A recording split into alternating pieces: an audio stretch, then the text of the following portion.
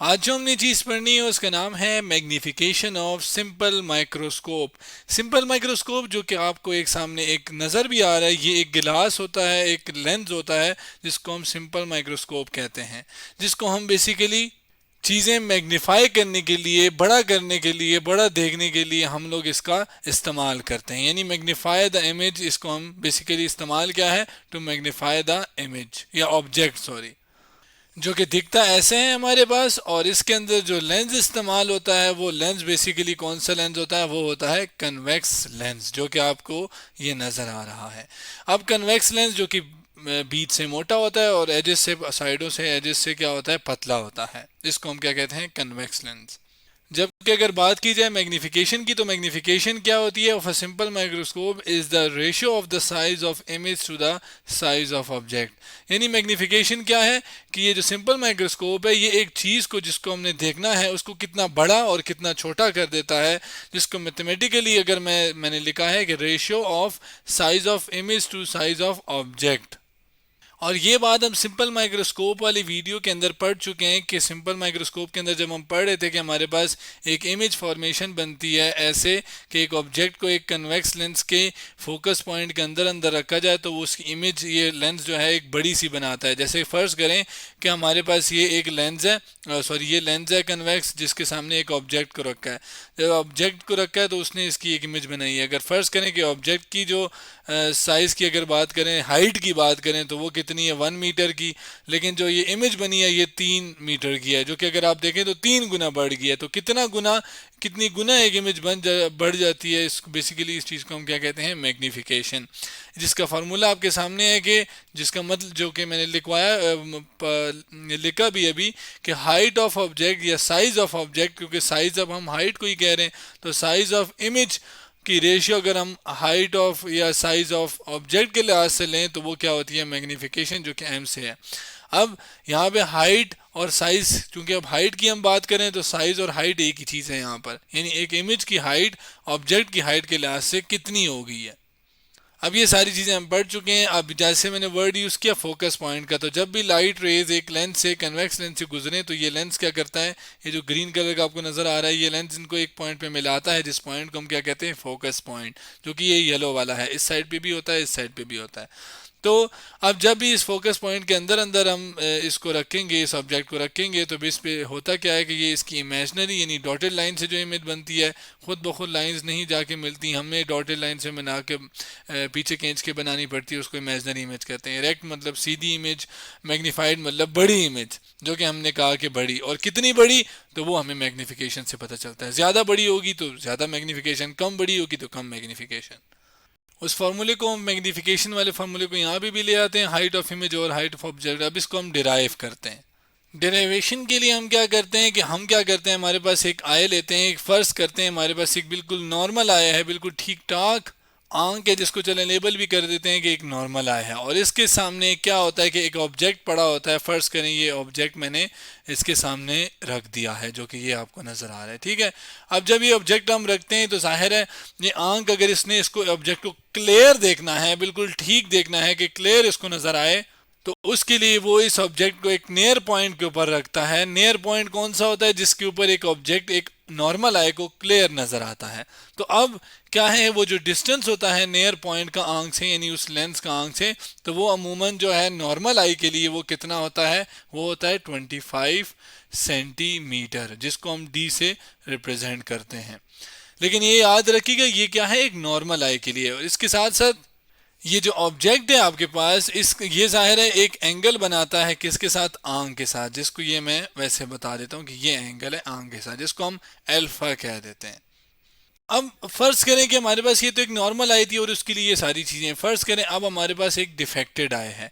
Defected आई से मेरा मतलब ये है कि वो आंख जो जिसकी जो कि या कह लें जिसकी नज़र कमज़ोर हो या जिसका लेंस ठीक ना हो, उसको सही नज़र ना आ रहा हो, तो उसके लिए वो अब आंख है, उसने इसी ऑब्जेक्ट को अगर देखना है तो वो क्या करता है कि एक मैग्नीफाइंग गिलास, या जिसको आप कह लें कि सिंपल माइक्रोस्कोप जो है, जो कि एक लेंस होता है, एक आम कन्वेक्स लेंस होता है, उसका इस्तेमाल करता है वो, जिसको मैंने या जिसको मैं यहाँ पे ले भी आया हूँ, जिसको मैं अभी ये लेबल भी कर देता हूँ कि ये मेरे पास एक सिंपल माइक्रोस्कोप है। अब जो कि ये बंदा जो है ये इस लेंस के थ्रू, जिसको हम सिंपल माइक्रोस्कोप कह रहे हैं, उसके थ्रू अब इस ऑब्जेक्ट को देखना चाहेगा। जो कि फर्ज करें कि वो ऑब्जेक्ट जो है वो ये यहाँ पर पड़ा हुआ है, ठीक है। अब जाहिर है उस ऑब्जेक्ट को अगर ये देखेगा तो ये ऑब्जेक्ट उसको अब नजर नहीं आएगा। फर्ज करें ये ऑब्जेक्ट यहाँ पर पड़ा है ना, अब ये ऑब्जेक्ट उसको नजर नहीं आएगा। अब आप कहेंगे क्यों ऑब्जेक्ट क्यों नजर नहीं आएगा? क्यों? क्योंकि ये ऑब्जेक्ट जो है इससे जब रोशनी की किरण इस माइक्रोस्कोप से जाएंगी तो ये माइक्रोस्कोप इसकी एक इमेज बनाएगा। असल में वो इमेज इस आई को, इस आंख को नजर आएगी। अब वो जो इमेज इस आंख को नजर आएगी वो जाहिर है बड़ी होगी। वो जो बड़ी होगी इमेज, फर्ज करें कि हमारे पास ये जो ऑब्जेक्ट है ये, वो उसके लिए क्या करता है कि ये इस ऑब्जेक्ट को आगे पीछे मूव करता है ताकि इस ऑब्जेक्ट की जो इमेज बने, आप कह रहे हैं जो फर्ज करें इसकी इमेज बने, वो उसको ऐसी इमेज बने जो उसको बिल्कुल क्लियर नजर आए। ये जाहिर है उसके लिए क्या करेगा, इस ऑब्जेक्ट को आगे पीछे मूव करेगा और फिर एक पॉइंट ऐसा आ जाएगा जिसकी जो इमेज इसको नजर आएगी, जो बड़ी करके इमेज नजर आएगी। क्यों बड़ी देखना चाहता है? क्योंकि जाहिर है इसकी आंख कमजोर है, नजर नहीं आता उसको सही। तो उसके लिए वो क्या कर रहा है कि इसके इमेज देख रहा है और इमेज जो है ऐसे पॉइंट पे वो लेकर आएगा कि जहां पर वो जो इमेज है वो क्या नजर आए, बिल्कुल क्लियर नजर आए। और हमें पता है कि जब क्लियर इमेज नजर आती है तो वो कौन सा पॉइंट होता है? Near point. तो इसके लिए इस इमेज का जो नियर पॉइंट होगा इस डिफेक्टेड आई के लिए वो उतना ही होगा, यानी 25 सेंटीमीटर होगा, जो कि मैं यहाँ पर बता रहा हूँ कि ये कितना होगा फिर 25 सेंटीमीटर। याद रखिएगा कि ये डिफेक्टेड आई के लिए एक इमेज का नियर पॉइंट है, ये एक नॉर्मल आई के लिए ऑब्जेक्ट का नियर पॉइंट है। अब जाहिर है ये एक नियर पॉइंट है जो कि एक एंगल भी बना रहा होगा एक आंख के साथ, जो कि ये एंगल है। इस एंगल को मैं क्या कह देता हूँ कि ये क्या है, ये बीटा है आपके पास। यहाँ पे मैं ये मेंशन भी कर दूं कि ये क्या है, इमेज है जो कि इस लेंस ने, माइक्रोस्कोप ने बड़ी करके बनाई। कैसे बनाई ये हम लोग पहले इंट्रोडक्शन टू माइक्रोस्कोप में पढ़ चुके हैं, सिंपल माइक्रोस्कोप के अंदर, कि जाहिर है इस लेंस के फोकस पॉइंट के अंदर अंदर हम रखेंगे तो एक बड़ी सी इमेज बन जाएगी। अब मैंने ये देखना है कि ये इमेज जो है जिसकी जाहिर है कोई ना कोई, इसको अगर मैं यहाँ पे लिखूं कि ये हाइट ऑफ इमेज जो है वो हमारे पास कितनी है, ये पूरी हाइट है जिसको मैं एच आई कह देता हूँ। इसी तरह ऑब्जेक्ट जो है इसकी भी कोई ना कोई हाइट होगी यहाँ पर, जिसको मैं क्या कह देता हूँ कि ये क्या है, हाइट ऑफ ऑब्जेक्ट है, जिसको मैं एच ओ लिख रहा हूँ। ओ फॉर ऑब्जेक्ट और जाहिर है यहाँ पर आई फॉर इमेज। तो ये मेरे पास ये हो गया। अब हाइट ऑफ इमेज और हाइट ऑफ ऑब्जेक्ट तो आ गया, अब ये एंगल्स भी आ गए। अब मैंने क्या करना है, इन दो ट्रायंगल को आपस में मतलब रिलेट करना है कुछ इस तरह के, मैं एक मैग्नीफिकेशन का क्या करूं, फार्मूला डिराइव कर लूं। उसके लिए मैं दो ट्रायंगल लेता हूं, एक ट्रायंगल ये वाली और दूसरी ट्रायंगल इधर है, जो कि मैं कौन सी वाला ले रहा हूं, जिसको थोड़ा डिफरेंट कलर से ट्राई करते हैं, ये वाली ट्रायंगल ले रहा हूं। ठीक है, ये एक ट्रायंगल लेना है मैंने, अब लेना है, और एक दूसरी ये ग्रीन वाली ट्रायंगल मैंने लेनी है, जिसको अगर मैं लेबल करूं तो ये फर्ज करें ओ पॉइंट है, ये ए पॉइंट है और ये बी पॉइंट है। ठीक है, जबकि यहाँ पे मैं अगर इसको कह दूं कि ये पॉइंट कौन सा है, ये पॉइंट आप कह लें बी नहीं बल्कि इसको अगर मैं कहूँ कि ये पॉइंट क्या है, सी है, जबकि ये ए डैश है और ये क्या है, बी डैश है। तो ये सी ए डैश बी डैश एक ट्राइंगल, ओ ए बी दूसरी ट्राइंगल, जिसमें एंगल हमारे पास ये हैं, ये अल्फा है हमारे पास, जबकि ये एंगल क्या है, ये बीटा है। ये भी हमने अभी देखे हैं। अब इन दो ट्रायंगल को अगर आप गौर से देखें तो इनका एक एंगल जो है वो 90 बन रहा है। कौन सा? कि ये वाला और ये आपस में क्या बनते हैं, 90 एंगल बना रहे हैं। और इधर भी ये वाला भी 90 एंगल बना रहे हैं। तो अब ये दोनों एंगल जो कि एक एंगल क्या बना रहे हैं, राइट एंगल बना रहे हैं, सॉरी 90 का एंगल बना रहे हैं ये दोनों। तो ऐसी ट्राइंगल जो कि जिसमें से एक एंगल 90 का हो, उन ट्राइंगल्स को हम क्या कहते हैं, राइट एंगल ट्राइंगल्स। तो ये दोनों क्या है, राइट एंगल ट्राइंगल्स हैं। और राइट एंगल ट्राइंगल्स की एक खासियत होती है, मतलब क्या कि जो एंगल होता है ये वाला, इसके आसपास जो, या इस एंगल और ये जो साइड्स हैं, इसी तरह ये एंगल और ये जो साइड्स हैं, इनके आपस में एक रिलेशन को एक रेशियो से हम बताते हैं, जिसमें साइन थीटा, कॉस थीटा और टेन थीटा आ जाती हैं। जिसमें हमारे काम की कौन सी है, वो है टेन थीटा, जिसको मैं अगर यहाँ पे लिख देता हूँ कि टेन थीटा किसके बराबर होता है असल में एक राइट एंगल ट्राइंगल के लिए, वो होता है परपेंडिकुलर, जिसको मैं पी ई आर पी लिख रहा हूँ, ओवर बेस। अब परपेंडिकुलर क्या है और बेस क्या है? ये जो एंगल होता है इसके सामने वाली जो साइड है इसको हम क्या कहते हैं, परपेंडिकुलर, जिसको मैं अगर लिख दूं कि ये क्या होती है परपेंडिकुलर, जबकि इस एंगल की ये नीचे वाली साइड, इसको हम क्या कहते हैं बेस कहते हैं। इसी तरीके से अगर आप इसकी ट्रायंगल की बात करें तो इसके सामने ये परपेंडिकुलर है और ये क्या है बेस है। अब अगर आप देखें तो ये भी एक साइड है, ये भी एक साइड है, जिसका रिलेशन एंगल के साथ ये एक फार्मूला एक रेशो आपको दे रही है। तो इस रेशो का इस्तेमाल अब हमने इन दो ट्रायंगल्स के लिए करना है। तो इसके लिए मैं अगर लिखूं कि हमारे पास इसके लिए क्या होगा कि वो हो जाएगा टेन अल्फा, टेन अल्फा, ये वाला एंगल अल्फा है तो थीटा की जगह मैंने अल्फा लिख दिया। जबकि अगर आप बात करें हमारे पास परपेंडिकुलर की, तो परपेंडिकुलर क्या है ए बी, और ए बी क्या है हमारे पास हाइट ऑफ ऑब्जेक्ट नहीं है, तो ये हाइट ऑफ ऑब्जेक्ट आ गया डिवाइडेड बाय बेस क्या है, बेस ये है ओ से लेकर ए तक का फासला, यानी ओ ए हो गया। जबकि इधर की बात की जाए तो इधर भी क्या है, अगर मैं इसके लिए लिखूं तो वो आपके पास आ जाएगा टेन और ये बीटा आ जाएगा। क्यों? क्योंकि एंगल कौन सा है, थीटा कौन सा है हमारे पास बीटा, और बीटा जो है वो एंगल की जगह लिख लिया, जिसमें ऊपर क्या है परपेंडिकुलर, परपेंडिकुलर क्या है हाइट ऑफ इमेज, जिसको मैं लिख देता हूँ हाइट ऑफ इमेज। जबकि बेस क्या है, बेस है ए डैश से सी तक का फासला, ए डैश से सी तक का फासला। अब अगर आप देखें दोनों में, कौन से दोनों में भला, कि एक ओ ए को देखे तो ओ से लेकर या ए से लेकर ओ तक, ओ से लेकर ए तक एक ही बात है।